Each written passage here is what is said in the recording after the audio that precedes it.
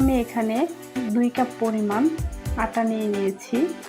এটাকে এখন আমি ভালোভাবে হাত দিয়ে মেখে নেব, সুন্দর একটি ডো তৈরি করে নেব।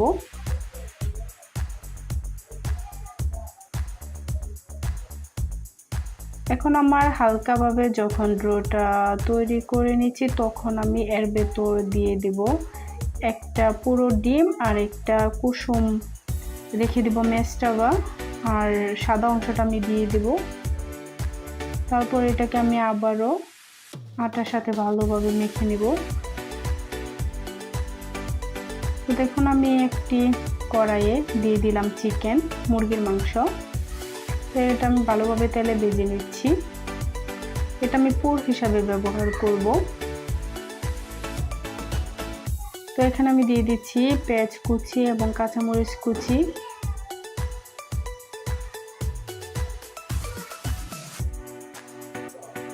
এখন আমার হালকাভাবে ভাজা হয়ে গেলে এখানে আমি দিয়ে দিচ্ছি কুচি করে নেওয়া গাজর এবং টমেটো। তো এটাকে আমি ভালোভাবে রান্না করে নেব সিদ্ধ না হওয়া পর্যন্ত। এখানে দিয়ে দিচ্ছি পরিমাণ মতো লবণ।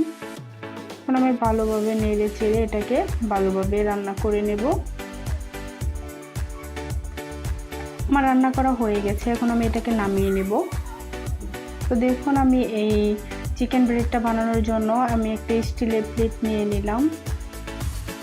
তারপর আমি এখানে যে আটাটা গুলিয়ে রেখেছিলাম ইস্ট দিয়ে, দেখেন কতটা ফুলে গেছে। সেটা এখন আমি 2 ভাগে ভাগ করে নেব সমানভাবে।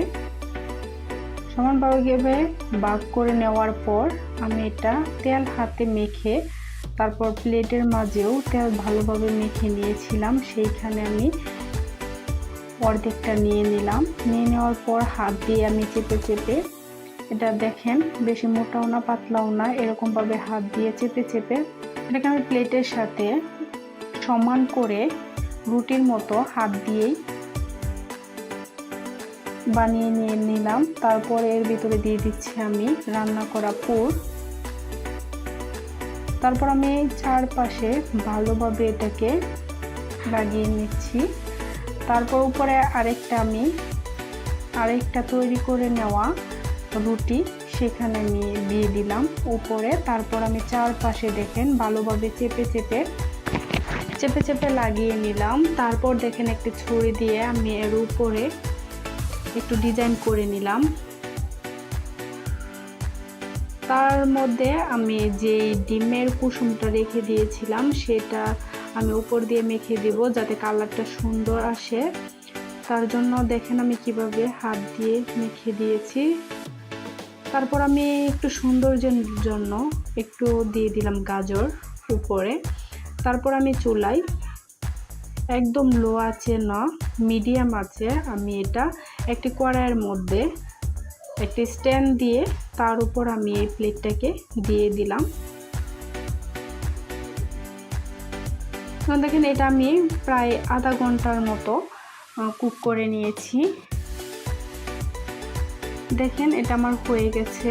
এখন আমি আপনাদের কেটে দেখিয়ে দিচ্ছি যে এটার ভিতরে কেমন হয়েছে।